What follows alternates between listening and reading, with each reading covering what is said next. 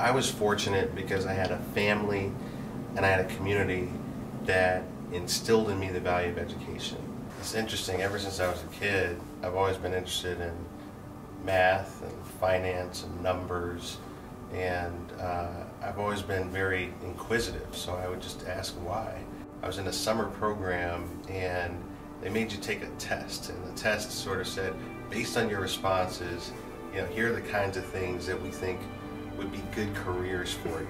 So I got my results back, and one of the things said investment banker, and I was like, wow, that sounds pretty cool. I don't know what that is, but it sounds pretty cool. The first day of class, starting that year, my senior year of high school, the teacher goes around and he's asking everybody what they want to be when they grow up.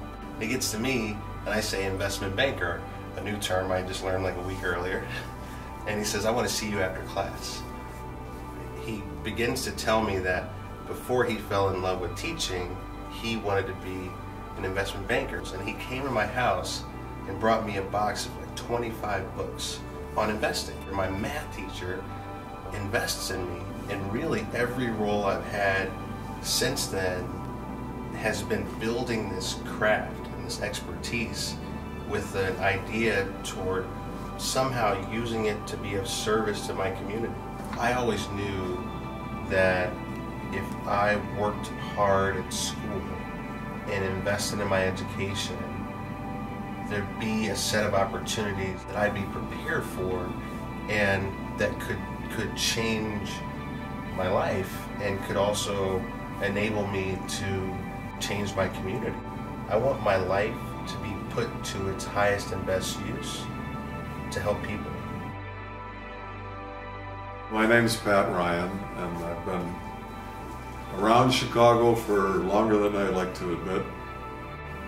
I guess I would say that I've been a mentor to Kurt. When I started this company that we're now sitting in its headquarters, the first person to join me was Kurt Summers. And I think it's a wonderful thing that Kurt wants to serve the public, and he's a natural for it, and he brings a lot of great qualities.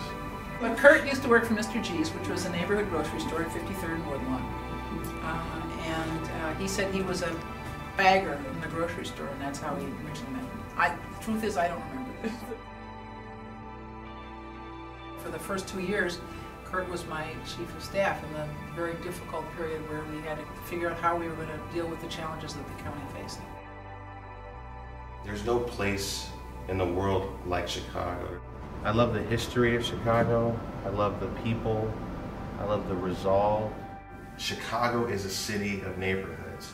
So as great as this building is here, the story doesn't finish there. It only starts there, and it's finished in the neighborhoods.